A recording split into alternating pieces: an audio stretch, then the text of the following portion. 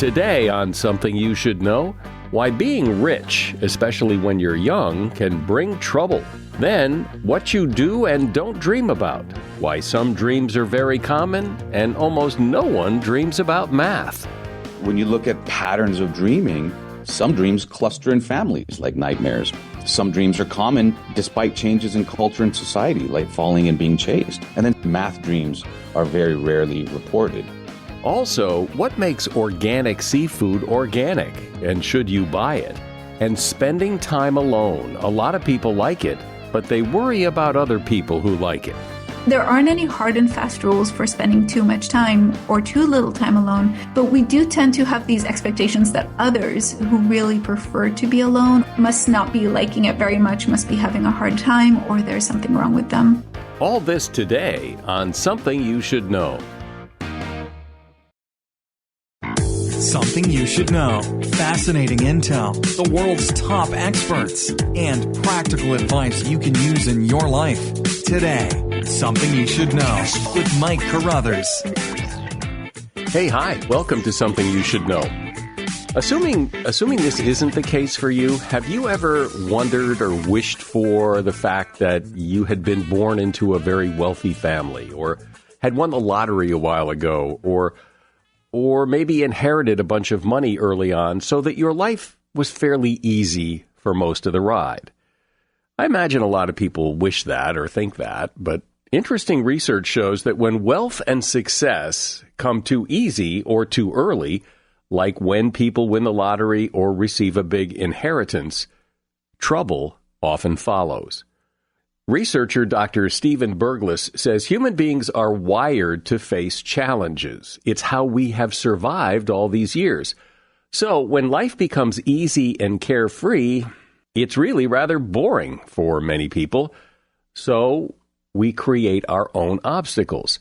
This is why you often hear that lottery winners or the children of celebrities or children of wealthy parents get into all sorts of trouble with drugs and money or with the law. Humans need challenge.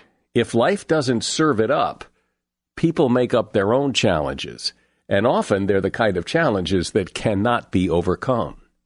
And that is something you should know. We all sleep at night to allow our brain and body to rest. But what if that isn't really true? What if we sleep at night to allow our brains to dream? After all, we are dreaming much of the night, which would indicate our brain is working, not really resting. So why do we dream? Does dreaming perform some important function? Do we require sleep so that our brain can dream? Are the dreams we have really significant, or are they just weird little stories that don't mean much? Here to discuss this is Dr. Rahul Jandial. He is a neurosurgeon and neuroscientist who performs and teaches brain surgery in underserved hospitals in Central and South America, Southeast Asia, and Eastern Europe. He is the author of several books. His latest is called This Is Why You Dream: What Your Sleeping Brain Reveals About Your Waking Life. Hey, doctor, welcome to Something You Should Know. Thank you for including me. My pleasure. So what does science really know about dreams and why we have them? And what I mean is that we've all heard that dreams are so important, that they can be helpful, that they're trying to tell you something. You can even maybe solve problems in your dreams. And my experience, and I suspect the experience of a lot of people, is that my dreams don't make a lot of sense much of the time. They're hard to remember. They seem inconsequential most of the time. So how important can they be, and how much stock can we put in our dreams?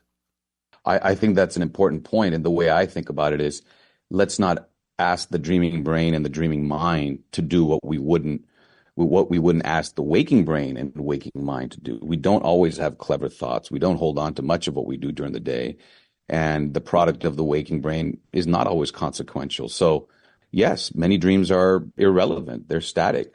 Some dreams are universal, nightmares and erotic dreams. So that has to be understood, that doesn't seem like an accidental process. Some dreams cluster in families, like nightmares.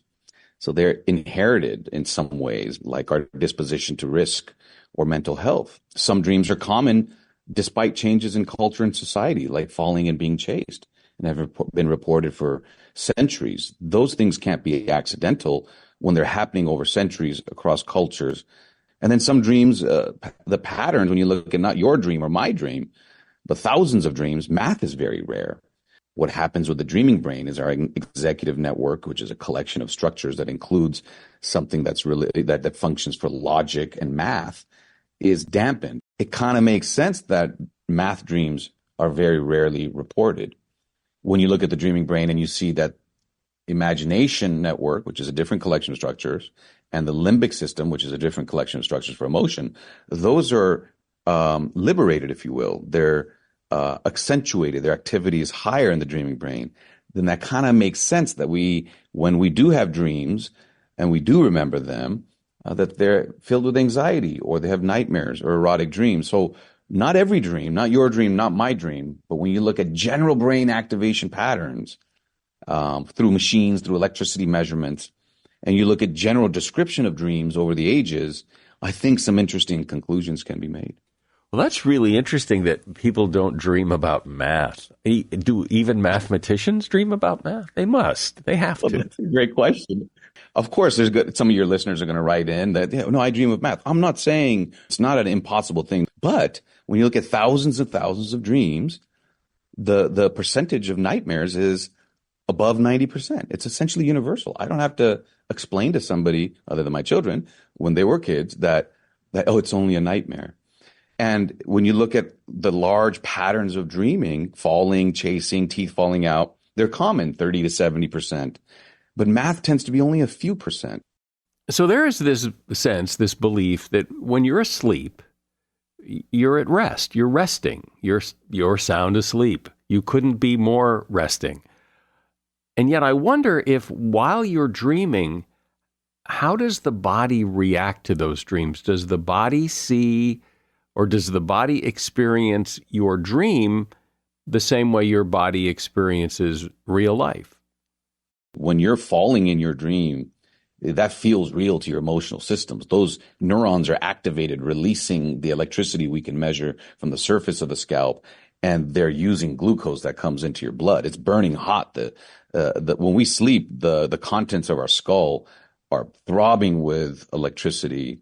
They're mopping up glucose coming in through the blood. So if you run in your dreams at the brain level, the experiences we have while we dream are real. They just don't activate the body through the spinal cord and actually make you run in most cases. Is it true that, because it's been my experience, that when you're dreaming, that your body is somehow disabled, that you can't really move very well? Great question. Again, there are patterns and insights here. So during the periods where most vivid dreams happen, the body tends to be chemically paralyzed.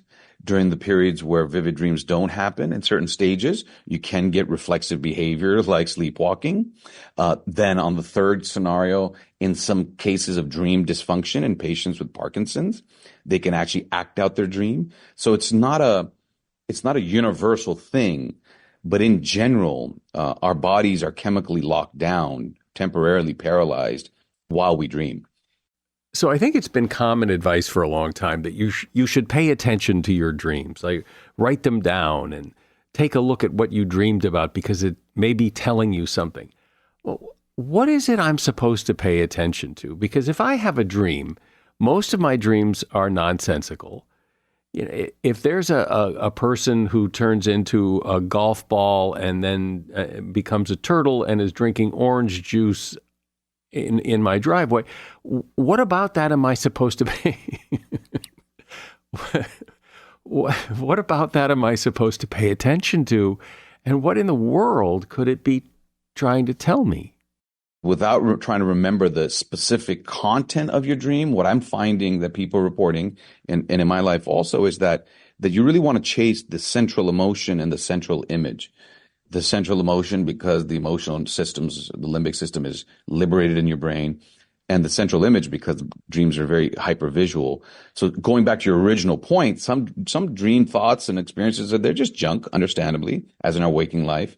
But when they're emotional, when they're highly visual, when you wake up, I think trying to remember the feeling and the visual, the central image, is the goal rather than the meticulous details of the dream. In trying to remember the meticulous details of the dream, I think the dream memory slips away a little bit further. But these are some of my ideas. These are obviously things that are hard to prove. What's the benefit of journaling, keeping track of, remembering, thinking about your dreams? What's the point? The point, I think, is to have access to thoughts, experiences, and emotions created by the dreaming brain, which let's call them dreams. That it's your brain. It's on a 24-hour cycle, 2/3 awake, roughly 1/3 asleep and dreaming. The liberated and hyper-emotional, hyper-visual brain and its product might offer you insights into your life that a therapist can't, or in connection with a therapist. They may offer you insights that you haven't recognized in your waking life. I think that's one thing. Oh, wait a minute. But so often the dreams make no sense. If there's an elephant sitting in my living room, what insights am I getting from that? Well, that's a good question. So I would say if you look at dreams, I would put them in 5 categories. So if you have, so that one I would put into the static or junk dream. That one is one to ignore. Because it doesn't have a strong central emotion and it doesn't have a strong central image. But let's unpack that a little bit. But I think dreams fall into 5 categories, roughly, just as a way of thinking about them in the morning. If you show up naked on a podium or your alarm goes off in your dream because you have an exam, you know what that is. That's waking anxiety feeding dream anxiety, right? That's sort of clear. If you're at end of life and you're at the end of your cancer journey, some of my patients, you have these end of life dreams. They're sort of expansive. There's often reconciliation, not always, but that fits, that your waking life is having such dramatic events that your dream life is clearly linked. That doesn't require interpretation or journaling. Pregnancy dreams are like that as well. Number 3, they're universal dreams, nightmares in kids, erotic dreams in prepubescence. I mean, those I think have a different concept. The elephant sitting on a purple rug, as you mentioned, I think those are dreams. If they're not tied to a heavy emotion, then those aren't necessarily ones that are revelatory or have the capacity to be revelatory. The last type of dream is the one that has more of an emotion. So it's not just static, more of an emotion, more of a central image. If you write that down, if you reflect upon that during the day, I think there can be insights. The emotional dreams can be an insight into what's going on in your waking life. And those are the ones I think to write down, to reflect upon, and to bring up with therapists or your partner. Because they could do what? They could tell you what? One, they could tell you how your coping processes are evolving, that if you're working through your dream, if your dream stories are evolving to be, for specifically, difficult divorces as they have more engagement with their partners and they're doing better in their dreams and there's less conflict, those people tended to have a better resolution of divorces. So it's a correlation. It's not a direct cause. But those are the insights that I think some dreams can provide in how you're coping with difficult situations during your life. Number 2, new onset nightmares. So usually adults don't have nightmares. An occasional nightmare is fine. But the start of nightmares, the progression of nightmares, I think it can be seen as a vital sign to sort of what's going on in your waking life. It can reflect what people are going through. Take that example deeper. Parkinson's disease, its initial warning flares are actually changes in dreaming patterns. So we're just now starting to see that dreams, not always, not every time, can offer insights for you about how you're coping with daytime stress. Number 2, in certain brain diseases, they can actually be the thing that goes wrong. First, it's the warning flare, and people can look this up. It's called REM behavior disorder in Parkinson's. So I think those are 2 specific examples where dreams are something interesting to reflect upon. Number 3, for people who are creative, they find this sleep exit stage can offer creative ideas. Not necessarily all of them are great, but for me, I find a lot of my thinking about surgical approaches or creative ideas for writing, it tends to pop up in the morning as I'm coming to. And most of my ideas come from that time. And most of them are bad, but when they're good ideas, they come from that time. We're talking about why you dream, what you dream, and what they might mean. And my guest is Dr. Rahul Jandial. He is a neurosurgeon and neuroscientist and author of the book, This Is Why You Dream: What Your Sleeping Brain Reveals About Your Waking Life. So, doctor, how much do we typically dream in a night? Hard to say. People were thinking they were only during certain stages, but in sleep laboratories, they're waking people up and dreams happen. At the top speed, at the max, we could be dreaming up to a third of our lives because that's how much time we spend sleeping, approximately. But as far as how much, and that I think is highly variable, but I just want people to walk away with the thought that when you wake up, your brain was not resting at night. If there were stickers with little wires on the surface of your scalp, the electricity would look like an earthquake. So something vibrant is happening as you sleep. And when you wake up and you think, what happened the last 6 to 7, 8 hours? You may remember little, but the brain was going through something I think is akin to high intensity training. And yet, when I wake up in the morning, that's when I do some of my better thinking is, when the workday first starts. And I've always attributed that to the fact that my brain's been resting, that my brain has been resting overnight and is refreshed, and now I can kind of reboot and start again. The measurements reveal that your brain is not like on a computer on hibernation mode where the screen goes dark and you wake up and it's like clicking a key on your laptop and then the computer springs up. The clarity and the focus of the waking brain that returns to you in the morning has to be somehow linked to the process of what was happening the last 6, 7, 8 hours before. Interestingly, more vivid dreams happen closer to when you wake up. So maybe a night of good sleep that's 8 hours versus 5 hours is because your brain has had the window to have more vibrant dreams in the morning on that 6th, 7th, and 8th hour, the last REM stage. But yes, the refreshed mind, the clarity that we have after a good night's sleep isn't because we were lying down. Our thigh muscles and liver, they don't need sleep the way we think of it. I've transplanted livers from one person to another and kidneys. We don't reconnect the nerves. I don't think sleep is really for bodily tissue. Sleep is for the brain. The brain makes us sleep. And when it makes us sleep, the brain is active dreaming. So to me, that suggests that dreaming is a fundamental need of this collection of 100 billion neurons within our skull. The human brain, I think brains in general, need to have the dreaming process to function best during waking life. So this idea of lucid dreaming, which is, as I understand it, is you're in the dream and you know you're dreaming. And every time that's ever happened to me, I wake up. I can't stay in the dream. But is that a good definition of lucid dreaming, that you're in the dream and you know you're dreaming? It's a perfect definition. So we continue to return to the foundation of understanding I want to leave the listeners and readers with is you have waking brain and you have dreaming brain.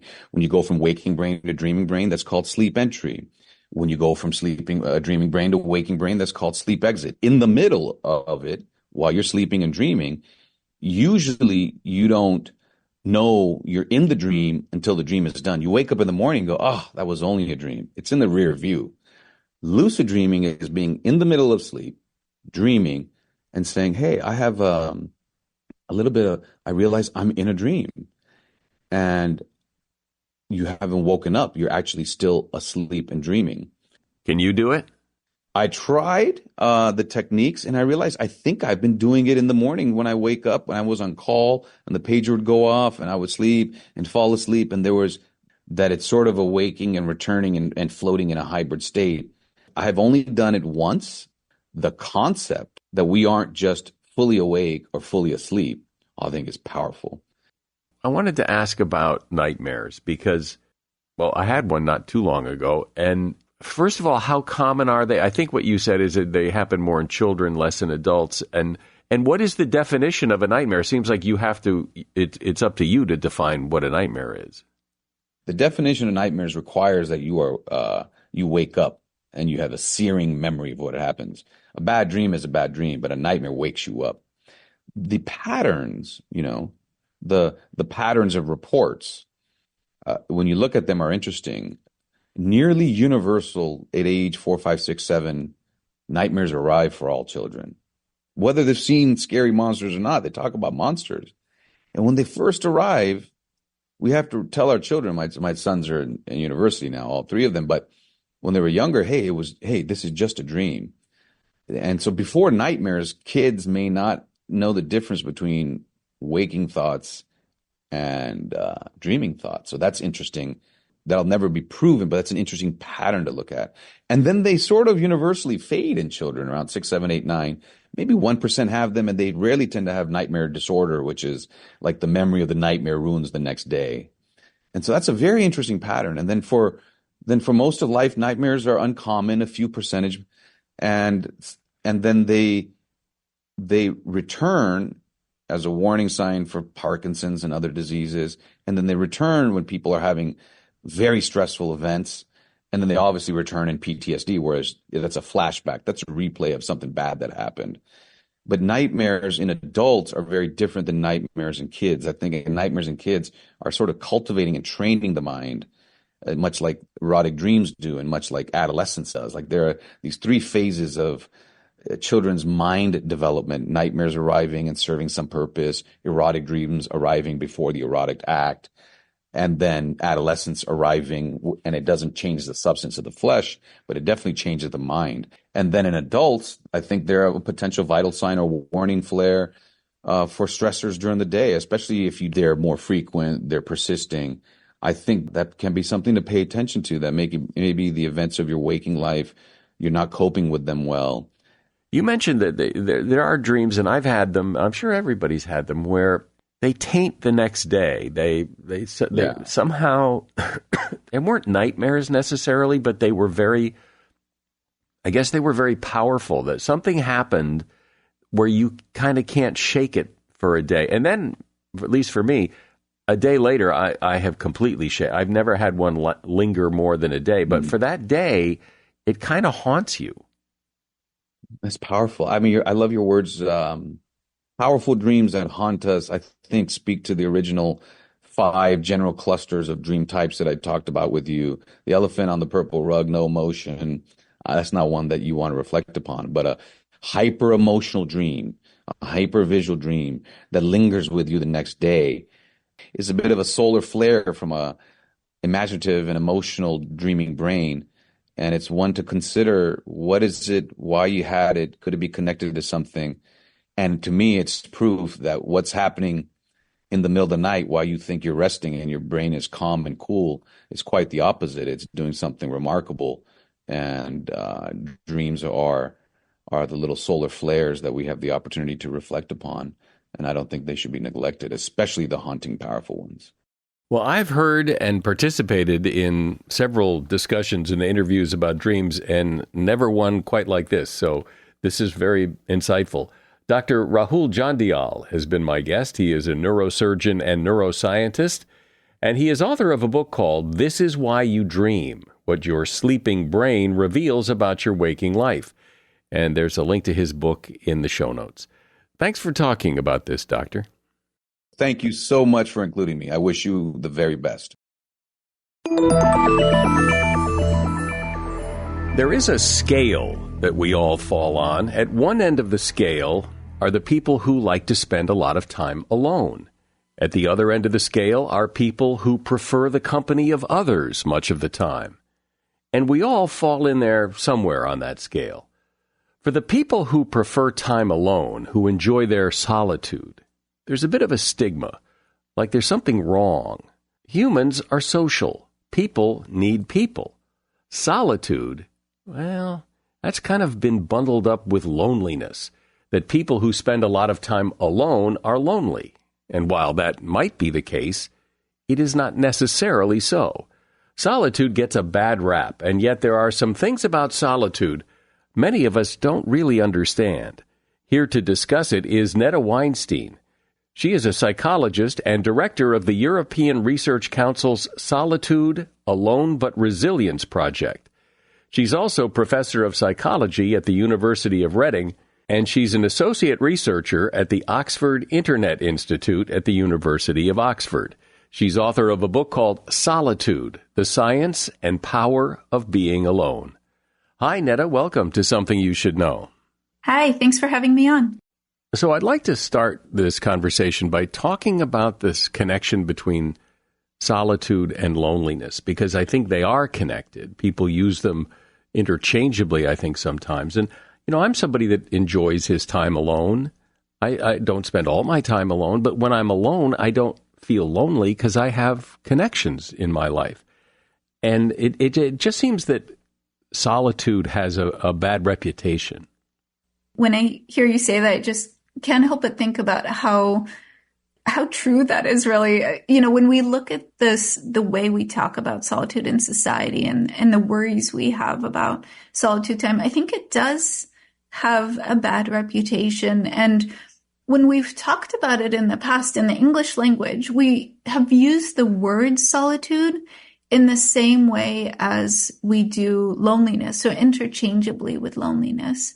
So our language set us up to think about solitude and loneliness in the same way. And we know loneliness is a very difficult feeling. It's a feeling that all of us can kind of think back, gosh, when I felt lonely, like that was not a great experience. That's not an experience that I want to have again. And if I'm lonely, there's something that's not right in my life. And loneliness definitionally means there are not enough social connections in the way that we need. So we feel that we are less connected than we want to be. So loneliness inherently is something that's not right about our lives. But when solitude and loneliness are used interchangeably, we're set up to think about them, in the same way. And it's because in our history, and up until recently, when somebody was in solitude, that was another way of saying, I am lonely, I'm feeling isolated, I'm feeling disconnected. And even when we look at languages around the world today, what we see is that many languages don't have a word for solitude that doesn't also mean loneliness. So the way we talk about solitude in society in explicit ways, but even in these subtle ways where we have these associations that we're not even fully aware of, we tend to conflate the state of being alone with the emotion of loneliness, of being actively disconnected from other people. And that's an unnecessary conflation, because we can feel really connected to people in our lives even when we're away from them. I think for many of us, that stigma is a default. I mean, it's not that you want to think of someone you see eating alone or seemingly never goes out of the house or whatever. You almost can't help but think they must be lonely. We're likely to think of people who prefer to be alone or who like to spend a lot of time on their own as if that there's something wrong with them, or maybe they don't have something in their lives. So, why are you alone on a Friday night? Well, it has to be because kind of nobody wants to spend time with you, or you don't have anywhere else to go. And this kind of stigma that we have about solitude, it really is because we're set up to think of ourselves and others as, naturally social. We're out there to live and function in society. It's how we contribute to society, is by being with other people. It's where we learn how to be, kind of functional members of society. We learn that from other people. So a lot of the way that we develop and the way that we learn how to think in a way that benefits society, that all comes from our social interactions. And we're set up to think if somebody wants to be away from all that, gosh, they might be a little bit different. Maybe they think a little bit differently. Maybe there's something wrong with them. Is there? I mean, is that normal to want to spend a lot of time alone? Is that depriving you of something if you do? Researchers have historically found that actually people who prefer to be in solitude are showing some of the kind of mental health concerns that we might have where they're dysfunctional. But at the same time, a lot of the way that we've measured preference for solitude in psychology has kind of set it directly against preferring to be with other people. So participants are not asked, do you really enjoy solitude. They're asked something like, would you prefer to be alone or prefer to be with other people? And by creating this kind of forced choice, what we're really measuring are not people who prefer to be alone or like to be alone, but people who actually dislike being with others. So what we're learning more and more in really recent research that has sort of thought more deeply about this is there's a lot of value that we can find in solitude, and you can kind of love to be alone, but you can love to be alone and enjoy the company of others as well.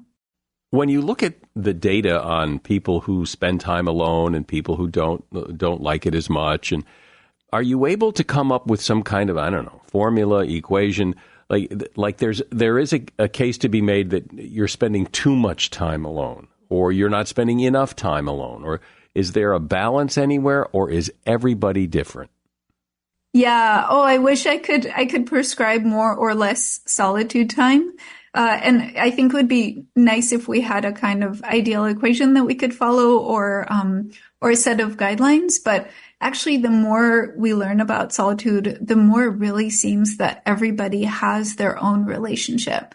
And for some people, their relationship with solitude is such that just a little bit of it in a day is the right amount for them. And they are actually wanting a lot of their social time. And actually, we tend to find this in young adults. So late teens or early 20s, they tend to really like to spend most of their time in social interactions. And again, there are going to be individual differences that will be true for some people more than others. But on the whole, that age range is a time in our lives when we learn about ourselves from our social interactions. So people go out and they spend time with their friends and they're developing their independent identity that isn't kind of their parents and their home identity. So social interactions play a really important role. And on the other hand, what we're seeing is parents, when they have babies and small children, start to value solitude a lot more than they have before. And that's because they're spending a lot more of their time caring for somebody else in a very intensive social interaction. And so I think each of us can think about the function that solitude is playing. And for some people, that's going to mean that they want a lot more solitude time in their lives. And for other people, it means that actually, maybe what they have is about right, or maybe they could use even less time alone, and finding really quality social interactions is the key to well-being. And so what is the value? What's the prize of getting your solitude time just right? What are the benefits? If we think about the kind of ideal day that has the right balance of social and solitude time, where we have quality moments in both, we're only now beginning to learn about what that means for us. What we're seeing so far is that, on those days, those are days where people feel calmer, where they might have more of what we term autonomy, which means they can be themselves, have a sense that they can do the things that interest them and that they value, and they have a sense of choice around their activities. And potentially that kind of balance can lead to a sense of satisfaction in our days and in our lives. But the science of solitude is so young still, and we're learning so much more about what the implications are of having not enough solitude time, or how we can find that balance and what the potential benefits of having that balance could be. Do you find that people who spend a lot of time alone, who like a lot of solitude, feel any sense of shame about it? Because, people have this image of someone who's spending a lot of time alone. They're a loner. Often when, some serial killer does something, they ask the neighbors, well, he kind of kept to himself. He was a loner. I mean, these are not positive traits. That being alone a lot of the time has a negative connotation. It's definitely interesting how we're sort of wired to see these images. And often when we close our eyes and we think about somebody alone, we'll tend to think about, the person who's isolated and lonely. Or we might think about that kind of strange person who lives on their own, never sees anybody, or that kid in the playground who's sitting under a tree reading rather than playing with their friends.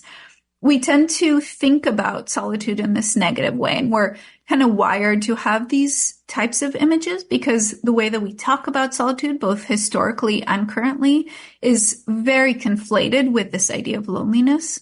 And what we find in research is not a lot of evidence that people who spend more time alone, at least in kind of more general populations, that they are loners. So there isn't this kind of accumulation of I'm more lonely on the whole because I've spent multiple weeks alone.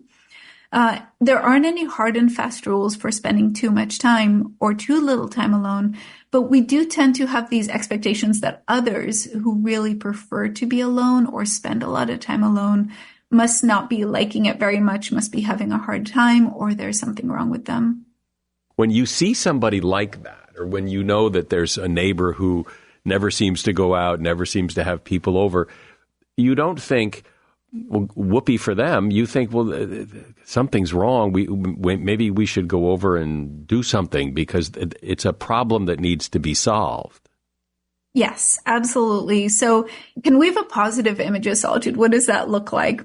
So we'll tend to think about, positive solitude. We'll tend to think about somebody like the Buddha or spiritual leaders. Spiritual leaders around the world are kind of images of solitude that can be positive. When we see our role models of who's allowed to love solitude, it tends to be the kind of big shot CEO, the kind of Silicon Valley exec who goes out on long retreats. It tends to be philosophers or thinkers, great minds. And so it's reserved for special pockets of society. The rest of us, there's something a little off when we like it. But I think it's important to point out, as good as solitude can be in your life, that one of the symptoms of solitude is being alone, and one of the symptoms of loneliness is being alone. And there are people who are alone who are not enjoying their solitude. They are, in fact, desperately lonely. There definitely are. And again, solitude isn't for everybody and at all times. What we find, though, is when we talk to people about their experiences of solitude, and, we talk to them quite openly, some of our research had to do with understanding people's stories of solitude, good and bad. We had people from around the world in ages 18 to 80 who we talked to. We often found that, all of us have moments of solitude that were positive, that are everyday solitude periods that are nice, rewarding, sometimes special. And we called those little s solitude versus this big Buddha-like s solitude. And those little s moments are something that many of us can relate to when we stop and we think back to our own solitude time. So it doesn't mean that solitude is always good or that we'll always love to be alone or that it, in a day where we might have 12 hours alone at around, hour 4, maybe we start to think maybe I should go out somewhere. It can be difficult at times. There's no question about it. But many of us can relate to those moments of solitude that were really special for us or that leave positive memories that play an important positive role in our lives. What's the connection, because it seems like there would be one, between people who are introverts and people who like their solitude? Are they one and the same? It's a great question. It's a really complicated one, and one that we researchers haven't quite worked out for a number of reasons, including how we measure introversion tends to be a little complicated. But one of the things that we found so far is that, if you look at scales of introversion and extroversion, that extroverts kind of surprisingly also seem to benefit from solitude. It really can be for everyone. So introverts and extroverts both prefer to have some time alone and benefit from that time alone. We do find when we ask people, hey, what makes you love solitude? We did studies like that as well, that people will self-identify it's because I'm an introvert. I really gain energy from that time I have alone. So when people identify themselves as introverts, they see that that's one of the reasons that they really like to be alone. But at the same time, when we survey people, we're finding that extroverts also enjoy their alone time. Well, another image problem I think solitude has is that alone time is, I think, perceived by many as a downtime. that you're not doing something. And, if you're spending a lot of downtime, well, it's downtime from what? I mean, if you're never really out there being social. But solitude isn't necessarily downtime. Absolutely. And I think that point that, we don't need social interactions or even want them all the time is a really important one. And I think we tend to forget that a little bit. We tend to think about our social interactions as the key moments in our lives, the things that we're doing. And our solitude time is the sort of blank space in between those social interactions. So, I'm going out. What am I going to do until then? Or I'm going to go to work. What am I going to do until then? We don't tend to think about those moments when we're alone, whether we're kind of commuting or we're doing something else and we have a bit of solitude time as an opportunity in the same way that we think of social interactions. And so I think for that reason, we often don't use those moments as an opportunity to gain from them what we could gain from them in the same way that we do our social interactions. Yeah, I hadn't thought about that, but you're right. I mean, if you're spending time alone, it's not going to be as memorable as, if you're doing something fun with other people. It just kind of by its nature isn't as memorable because you're just alone. There's something to that actually, which is social interactions do tend to be more fun in a very specific way, which is they tend to be where we get our excitement, where we get our happiness. So we see that social interactions and our social time, that's the stuff that makes us like really happy and kind of excited. We call it high arousal, positive affect way. Solitude gives us something else. It gives us what we call low arousal, positive affect, which is during our solitude time, when we take advantage of that time, we can feel calm, peaceful. It can help us work through stress that we have. So we might feel more relaxed and less stressed. And so while social interactions might be fun in that exciting kind of way, solitude time can help us to relax and have a sense of calm and peace. And that emotion is one that we sometimes forget to value in our sort of high energy modern life. But if we stop and really embrace that, it can help balance the more exciting, fun activities that we do. You know what I wonder is when most people have it right and they have the right balance of social time and solitude, when they're having those solitude times, those alone times, do they see it as a break from the social? Is it something to do in between my social activities? Is the solitude something I do or something I don't do? From a research perspective, I don't know. I'll be really curious to find out. We don't know nearly enough about this topic yet. But what we do see is when solitude is seen as an opportunity, in the same way that we see our social interactions, that it can give us many rewards, and feeling peaceful is one of them. Being really creative and reflective in a positive way can be another one.